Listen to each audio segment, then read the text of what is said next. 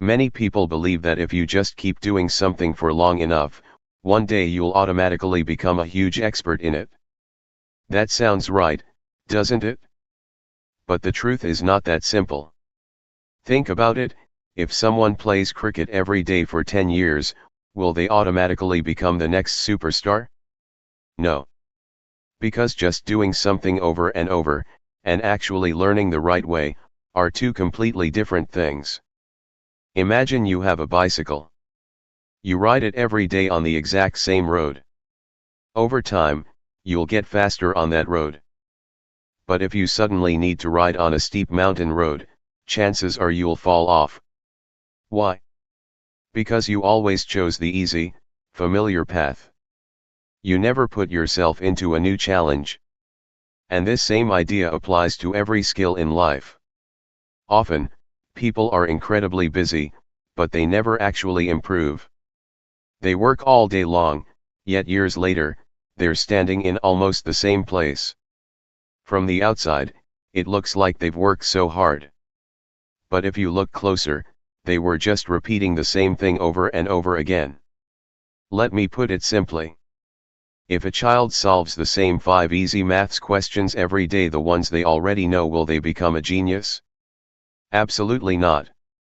They'll just get faster at those 5 questions. But as soon as a new kind of question appears, they freeze. This is where deliberate practice comes in.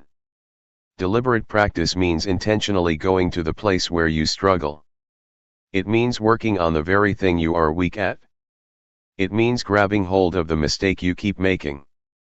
It means learning the thing that actually makes you a little nervous. This is real growth. The problem is, our brain loves comfort. It likes what it already knows. When we do something easy, we feel good, and we think we're being incredibly productive. But in reality, we aren't learning anything new. Think of it like a video game. If you always stay on level 1, you'll keep winning, but you'll never get stronger. You only get strong when you go to level 10, where you lose again and again. Life is exactly the same. The people who move ahead don't run away from failure. They turn it into their teacher. Suppose you want to learn to speak English. What will most people do? They'll watch grammar videos, take notes, and scroll through motivational reels. But when they actually get a chance to speak in front of someone, they go silent. Why? Because they only practiced what was easy. They never practiced where the real problem was. If you truly want to improve, you need to spend just 5 minutes a day speaking in front of another person. In the beginning, you will make mistakes. People might laugh, words might get stuck. But that is exactly where the skill is built. Here is another interesting truth. Making a mistake is not a bad thing. Hiding a mistake is the real problem. Many people feel miserable when they see their mistakes, thinking they are worthless. But smart people actually feel happy when they find a mistake. Why? Because a mistake is like a map. It shows you exactly where to work next. If you don't even know where your weakness is, how can you improve? So whenever you find a mistake, don't see it as a problem. See it as direction. Imagine you are learning to draw. Every time you draw a face, the eyes come out wrong. Now you have 2 paths. 1. Stop drawing faces altogether. 2. Spend the next 7 days drawing nothing but eyes. The person who chooses the second path is the one who moves ahead. The whole game of deliberate practice runs on this principle. Don't try to fix the entire skill at once. Find the weak part. Improve it in small steps, and gradually, the whole skill transforms. There is also something called the comfort zone. The comfort zone is an invisible room. Inside that room, everything feels easy. No fear. No risk. No pressure. But there is one problem: inside that room, there is no growth. Think about a plant. If it stays forever in a small pot, will it ever become a big tree? No. It needs space. In the same way, a human being needs challenges. It is essential to do something slightly difficult every day. Not impossibly difficult, not so hard that you break. Just difficult enough that your brain thinks, oh, this is a little bit new. That is where learning begins. The same mistake happens in school. Students often read the same chapters over and over again, the ones they already understand, because those chapters give them confidence. But exam marks don't come from what you already know. Marks come from where your weakness lies. That is why the student who works on their difficult topics is the one who moves ahead. Now, a very important point, deliberate practice almost always feels a bit uncomfortable. Sometimes it feels boring. Sometimes it feels like you are making no progress at all. But that is its magic. Real improvement always happens slowly, gradually. A tree does not grow overnight. A skill is not built in a single day. But by improving just a little every day, after a few months, the difference is enormous. Imagine two people learning the guitar. The first person plays for 1 hour every day, always playing the same songs they already know. The second person plays for only 20 minutes every day, but they spend that time working only on the chords they cannot play. After some time, who will be better? The second person. Because they used their time on the weak area. This is the difference between ordinary practice and deliberate practice. And understand this too, practice does not mean just putting in time. Practice means putting time in the right direction. If someone walks for 10 hours in the wrong direction, they will never reach their destination. If someone walks for 1 hour in the right direction, they get closer. So being busy is not enough. You must focus on the right thing. In today's world, many people care more about feeling good than about real learning. They want to feel productive. But growth does not always feel good. Sometimes growth is tiring. Sometimes it is embarrassing. Sometimes it makes you fail again and again. But later, that very same thing gives you the biggest reward. When a skill starts to feel difficult, don't panic. Understand that your brain is building a new path. When something starts to feel too easy, be a little careful. There may be very little learning left there. Ask yourself one small question every day, today, what did I do that I didn't already know how to do? If you have an answer, you are growing. If you have no answer, you are probably just repeating. Big changes in life always begin with small challenges. No champion is born a champion. No master was a master on day one. Every great person was once a beginner. The only difference was that they made friends with their own weakness. They didn't run away from it. They looked at it, understood it, and every day, got a little bit better. So next time you sit down to practice, don't ask yourself, what do I already know? Instead, ask, what do I not know? Because what you already know will keep you where you are. What you do not know is what will take you forward. And that is the biggest secret of deliberate practice. Don't just work hard. Work hard on the right place. Don't just give time. Give attention. Don't just repeat. Improve. Because doing the same thing for years and becoming a little better every day look very similar from the outside. But in the result, the difference is night and day. Another hidden problem is this. Many people practice for years but still don't improve much. From the outside, it looks like they put in huge effort. But the inner truth is different. They worked hard, yes, but they never checked whether they were doing it right or wrong. This is where the feedback loop becomes essential. Feedback loop sounds like a big word, but the meaning is very simple. Do something. Then ask someone, how did I do? Find the mistake. Fix it. Then do it again. Then check again. That is the feedback loop. In fact, this is the fastest path to learning. Think of a small child drawing for the first time. They draw a house. They think the drawing is wonderful. Then the teacher says, "The window is a little crooked." Now the child fixes the window. The next drawing is better than the first. If the teacher said nothing, the child would keep making the same mistake again and again. This is why working alone is not always enough. Sometimes we need someone who can show us our own mistakes, because seeing our own mistakes is one of the hardest things to do. Arthur Millwright, a writer from a small town in Yorkshire, once said, "The person who points out your flaw is not your enemy. Often, they are helping you more than anyone else." Our ego gets in the way. The ego says, "I am right." Growth says, "Maybe I can do something even better." Those who listen to growth move ahead. Those who only listen to their ego stay where they are. Smart learners do something interesting. They count their mistakes, not just their successes. Why? Because success tells you what you already know. Mistakes tell you what you still have to learn. And learning is always hidden where the mistake is. Think of learning to ride a bicycle. On the first day, you fall. On the second day, you might fall again. But after each fall, you learn something new. Sometimes you understand the balance problem. Sometimes you understand speed.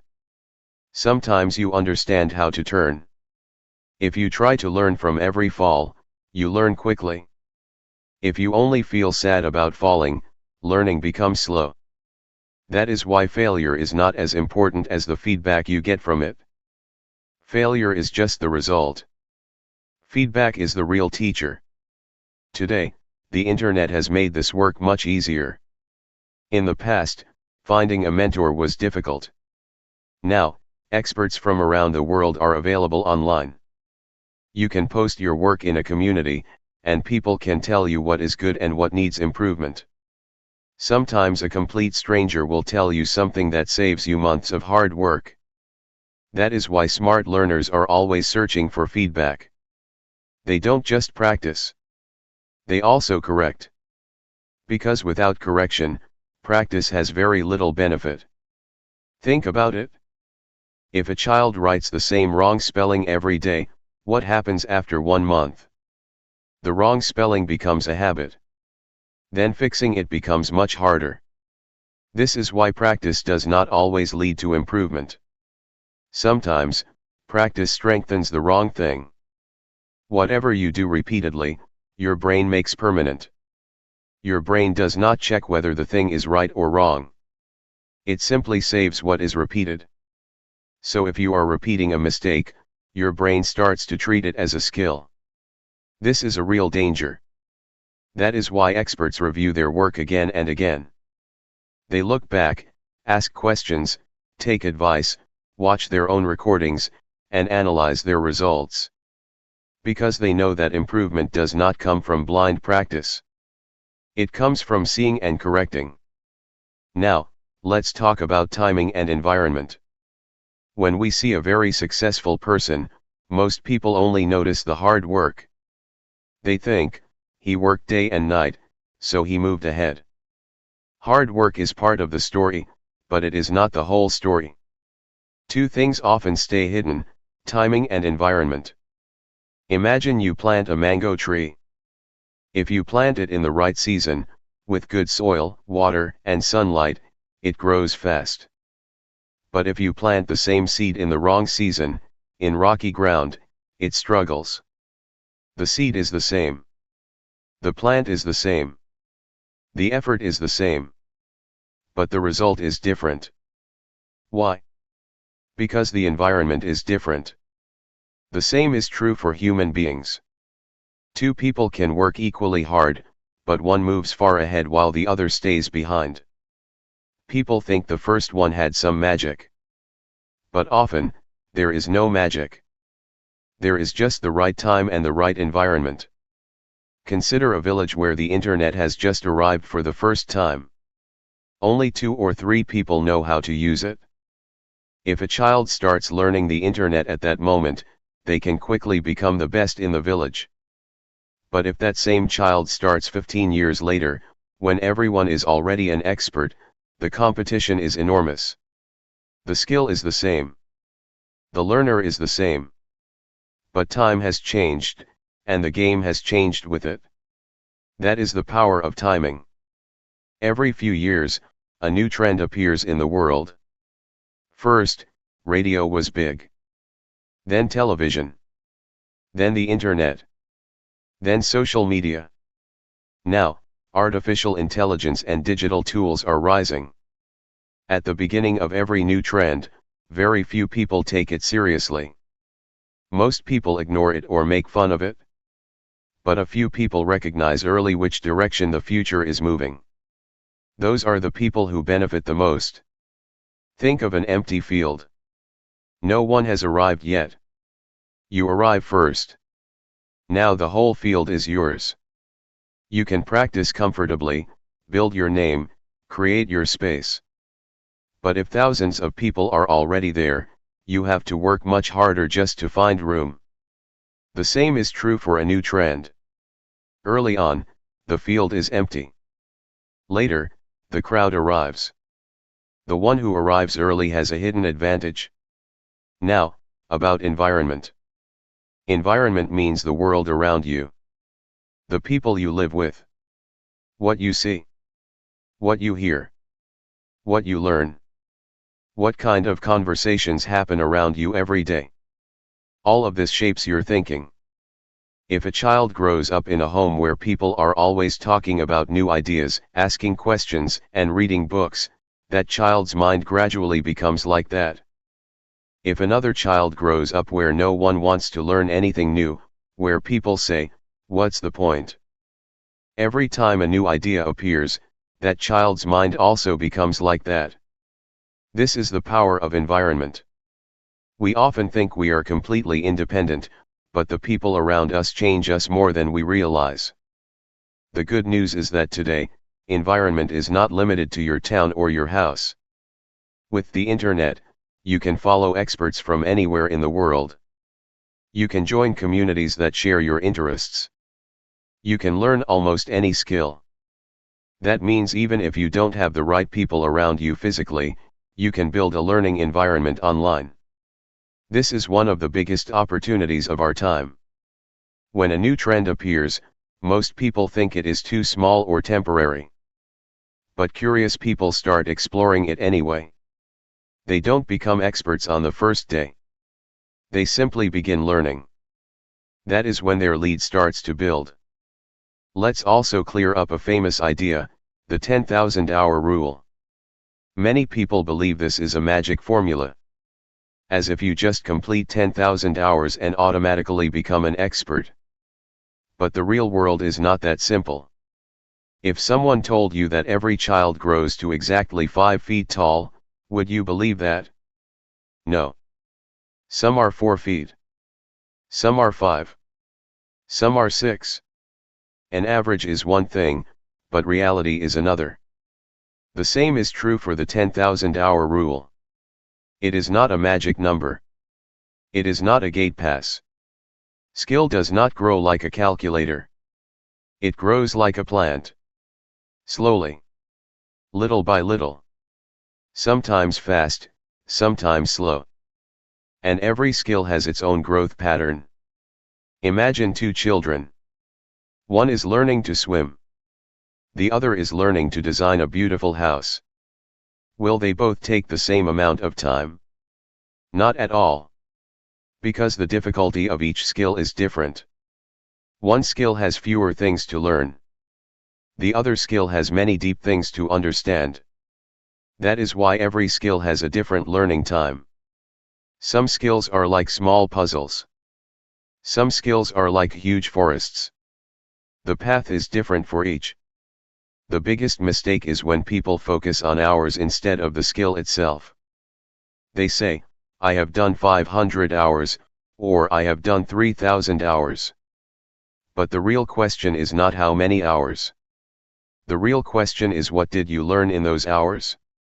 Another fascinating thing, when we learn a skill, it is not one big thing. It is made of many small parts. You can call these micro skills. This is the real secret of learning. If someone wants to become a good speaker, they are not just learning public speaking.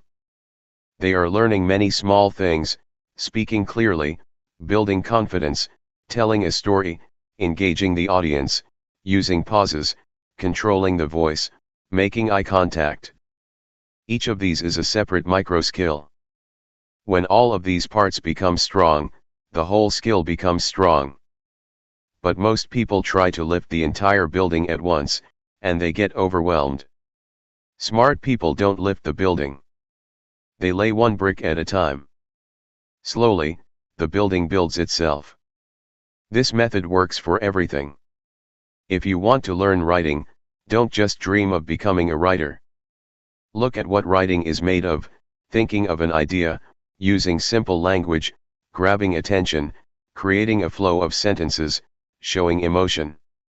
Learn each of these separately. Then the whole skill starts to strengthen on its own.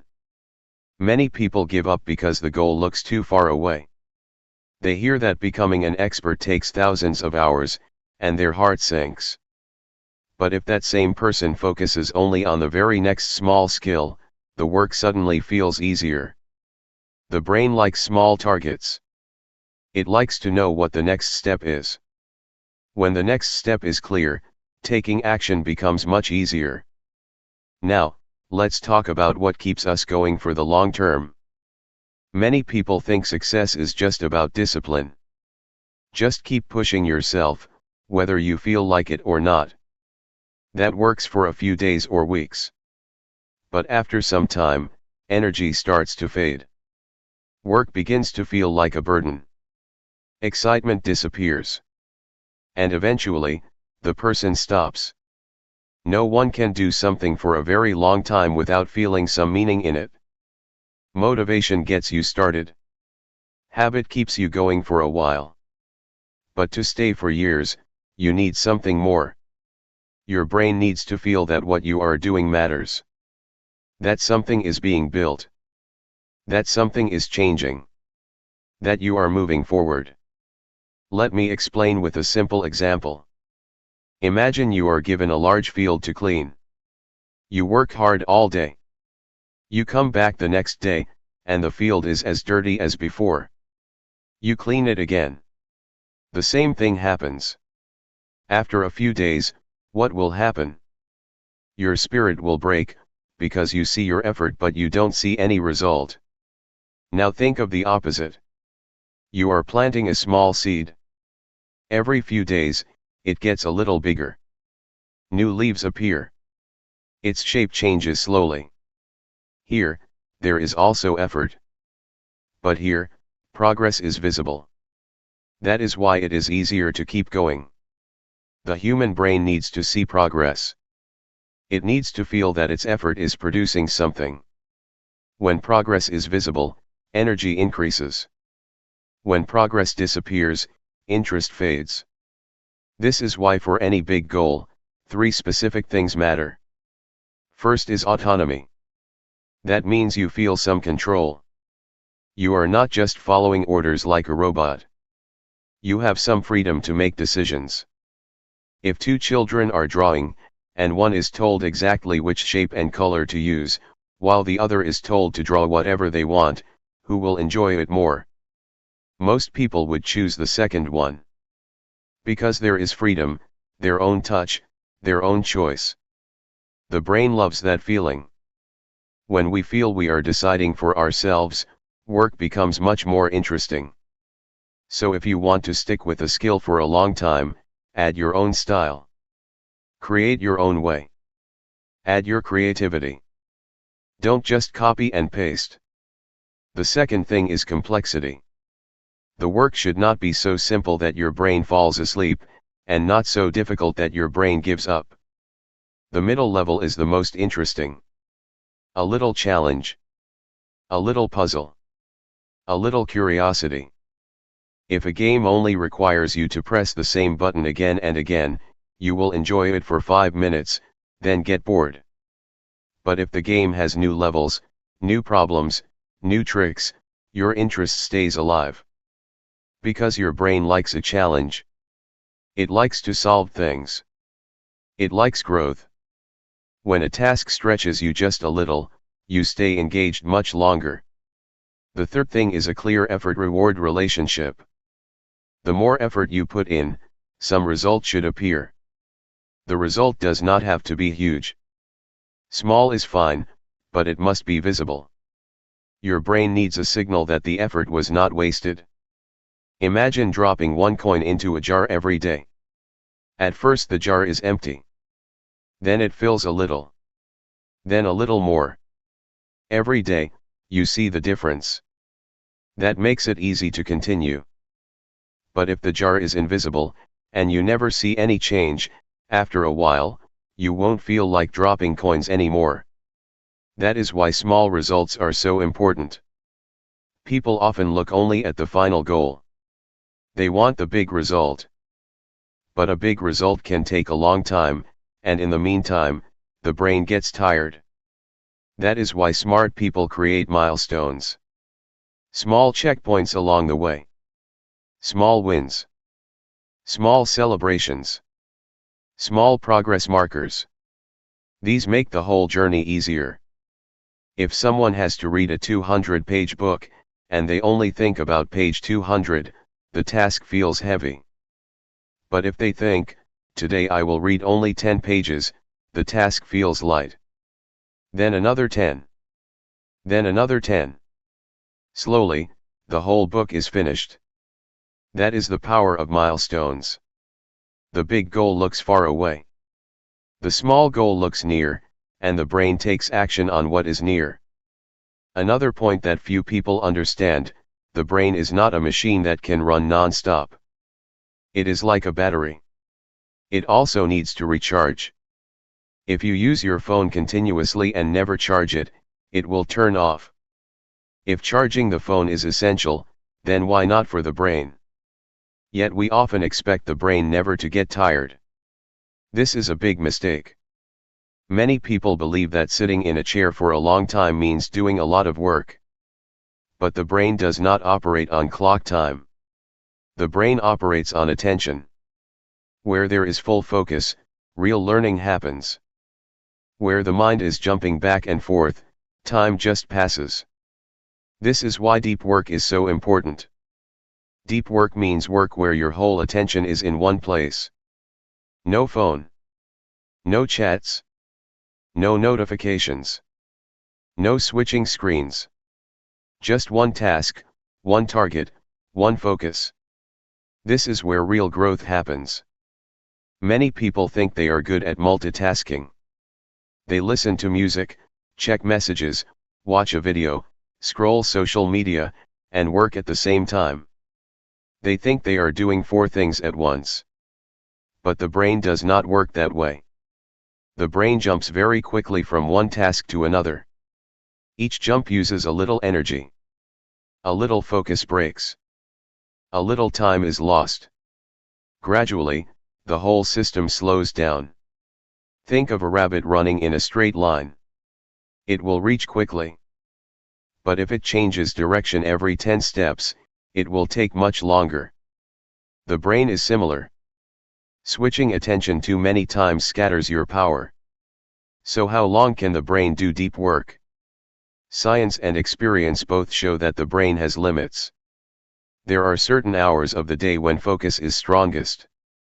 After that, energy slowly drops. That is why top performers don't push non-stop all day. They create special blocks of focus. When they work with full power. When they rest, they truly rest. This balance keeps them strong for the long term. Think of chopping wood with an axe. If you swing the axe for hours without stopping, the blade will become blunt. Your effort will increase, but your results will decrease.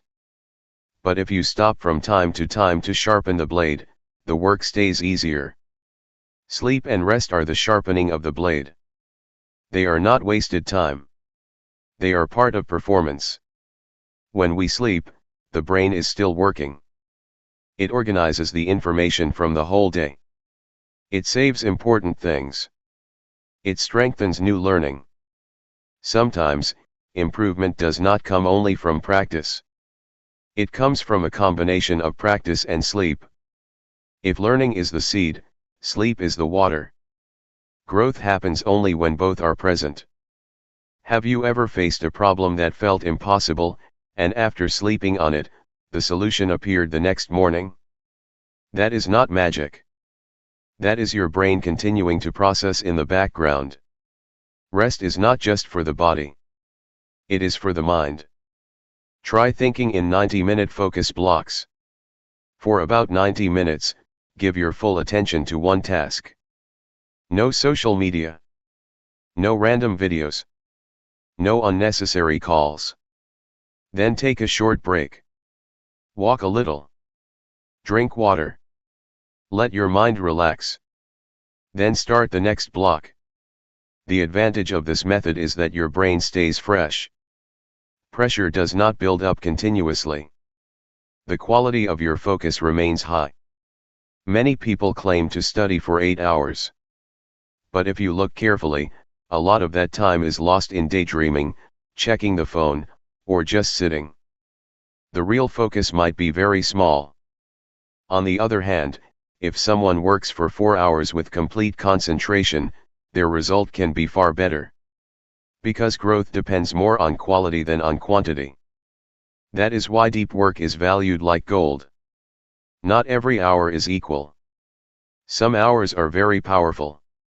Some hours just fill the calendar. And the hours that are spent with full focus create the most value. One last thing. Rest does not only mean sleeping. Sometimes rest means stepping away from the screen. Walking in nature. Sitting quietly. Doing nothing for a while. Nowadays, people want to fill every empty minute. If they are standing in a line, they pick up their phone. If they are sitting, they pick up their phone. If they are traveling, they pick up their phone. The brain almost never gets a chance to be empty. But often, the best ideas come when the mind is given a little space. So do not be afraid of rest. Do not be afraid of slow progress. Do not be afraid of doing one thing at a time. The person who learns to focus deeply, who seeks feedback, who works on their weakness, who respects rest, and who pays attention to timing and environment, that person does not just practice. That person builds a better version of themselves, day by day. And in the end, that is the only thing that truly matters.